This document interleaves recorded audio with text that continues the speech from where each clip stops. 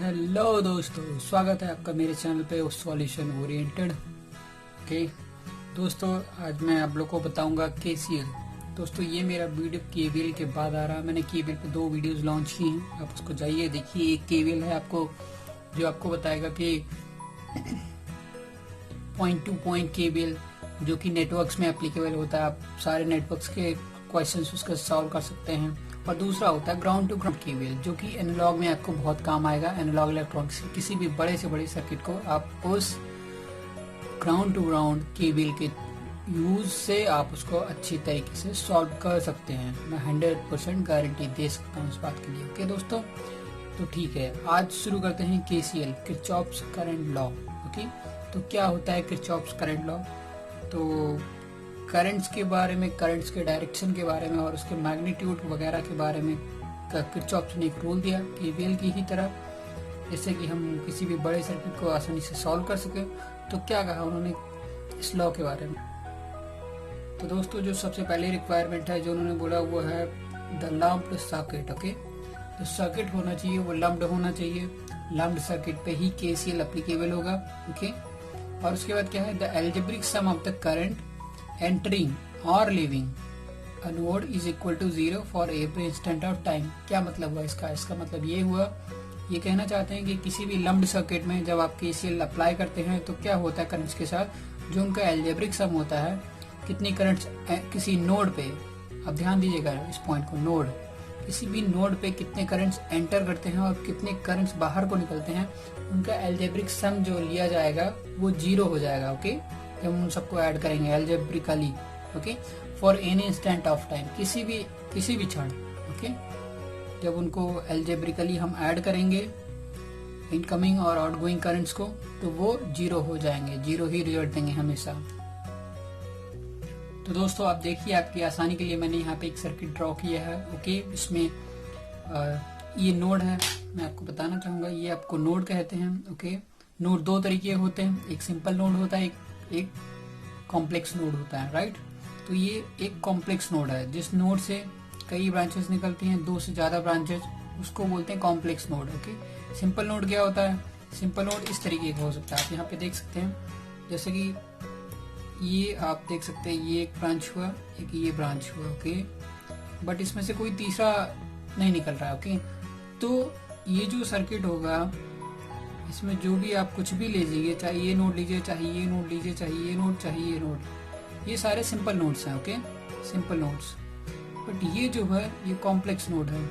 Okay, special type का node है ये, जिसको कॉम्प्लेक्स नोड कहते हैं।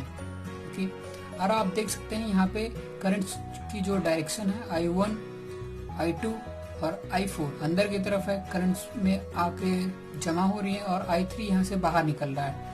तो केसीएल बेसिकली होता क्या है, ये एक हिसाब किताब की तरह होता है, जैसे बनिए का हिसाब होता है ना, उसमें क्या होता है कि करंट एंटर करती है, मतलब आपने जितना भी पैसा उधार लिया है, I1, I2 और I3 जो उधार लिया है उसको देना पड़ेगा आपको। सॉरी, I1, I2 और I4 जो आपने उधार लिया है वो आपको देना पड़ेगा। वो कैसे देना पड़ेगा? टोटली आपने एक किस्त में I3 में दिया। आप ध्यान दीजिएगा, यहाँ पे I1, I2 और I4 एंटर कर रहे हैं और I3 बाहर निकल रहा है, मतलब इन तीनों का सम इसके बराबर होगा I3 के, राइट।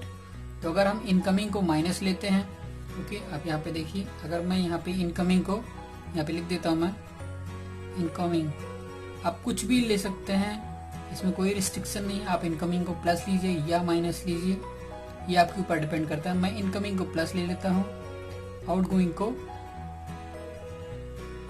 आउटगोइंग करंट को माइनस ले लेता हूँ। आप चाहें तो आउटगोइंग को प्लस ले लें, इनकमिंग को माइनस ले लें, ये आपको डिसाइड करना है। ओके, इसमें कोई भी प्रॉब्लम नहीं है।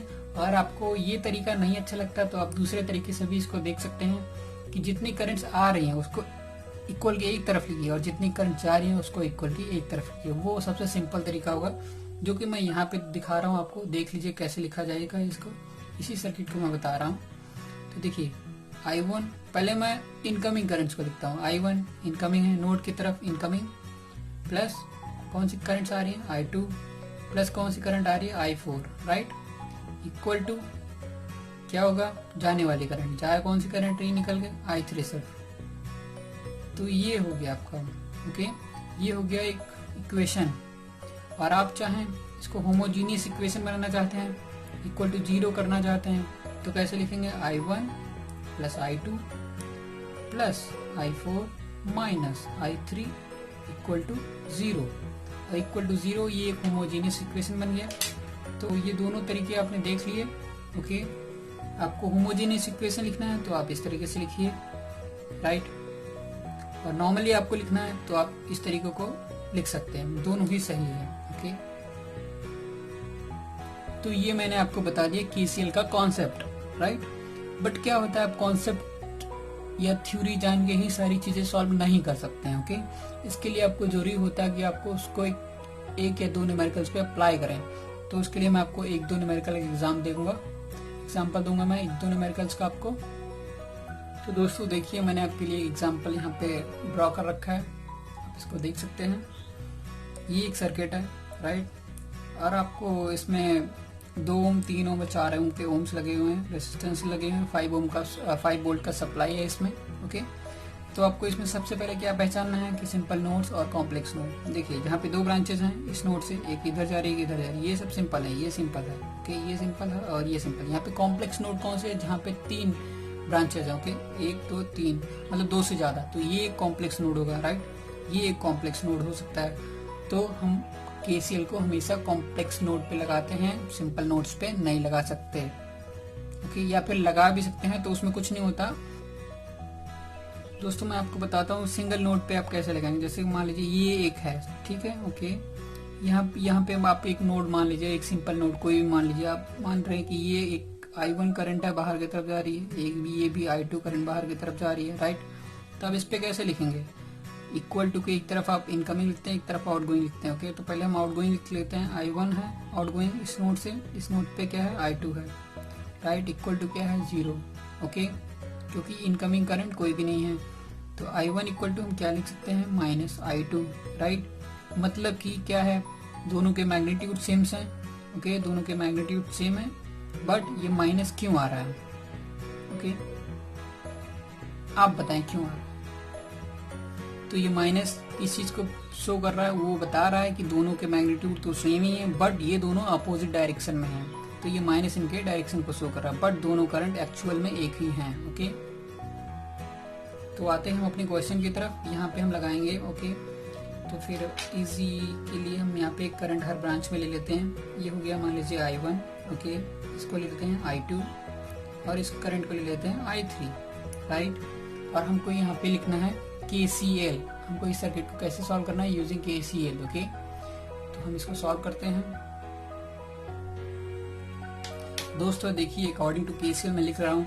आप इस कॉम्प्लेक्स नोड पे देखेंगे, कॉम्प्लेक्स नोड पे ही हम KCL ज्यादा अप्लाई करते हैं, सिंपल पे भी अप्लाई कर सकते हैं, बट उसमें कुछ नहीं होगा। मैंने बता चुका हूँ आपको कि उसके मैग्नीट्यूड सेम रहते हैं, बट डायरेक्शन अपोजिट रहती है। इसमें माइनस का डिफरेंस आता है और कुछ भी नहीं। तो हम उसको, तो इसीलिए वो सिंपल नोड पे नहीं लगाया जाता, कॉम्प्लेक्स नोड पे हम हमेशा लगाते हैं, जिसको कि हमको क्वेश्चन सॉल्व करने में आसानी होती है। तो देखिए, इक्वल टू हम लिख देते हैं इस तरह से। आपको आसान तरीका मैं बता रहा हूँ। इसके एक तरफ इनकमिंग, तो आप देख लीजिए इस नोड पे कोई इनकमिंग है क्या?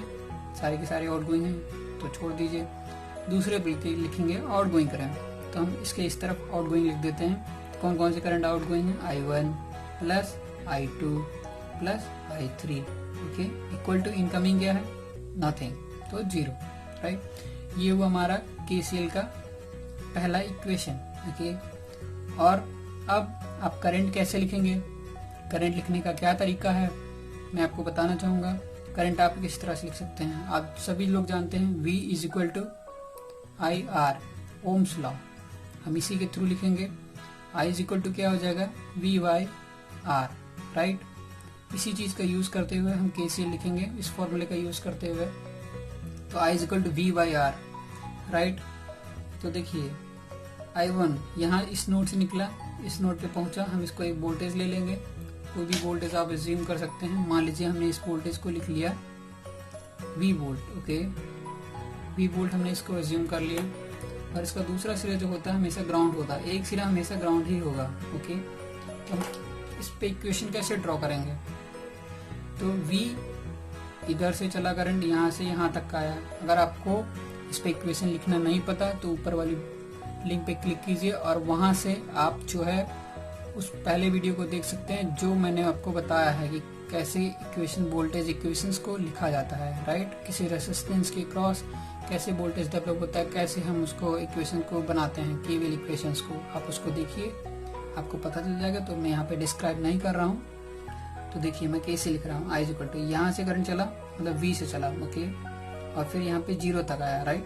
बीच में इसको क्या मिला, ये माइनस। मैं हमेशा लीविंग पॉइंट को शो करता हूँ, मैंने बताया है वोल्टेज में। तो ये करंट इधर से अगर आ रहा है तो ये माइनस टर्मिनल से होके निकलेगा इधर से, तो माइनस लूंगा मैं, -5 वोल्ट का है ये, ओके। और ये V हो गया, सारी चीजें अपॉन R क्या है इस रास्ते में 2, ये हो गया I1 प्लस I2 क्या है, देखिए V से चला, ओके, फिर यहाँ से आया ये 0 पे, ग्राउंड पे आ गया तो -0, ओके, और फिर 3 ओम, ओके, ये हो गया प्लस, और देखिए V से चला 0 पे आया तो V माइनस कहाँ पहुंचा 0, ओके, अपॉन कितने ओम का रेसिस्टेंस है 4 इक्वल टू 0, ओके। फिर हम इसको सॉल्व कर लेते हैं, V/2 plus V/3 plus V/4 equal to 5/2, okay. तो दोस्तों देखिए मैंने इसको आपके लिए सॉल्व कर दिया है, आप इसको बहुत ही इजीली सॉल्व कर सकते हैं एलसीएम लेके, ठीक है। तो मैं इसको आगे सॉल्व करता हूँ, V की क्या वैल्यूज आएंगे, 5/2 इंटू 12/13,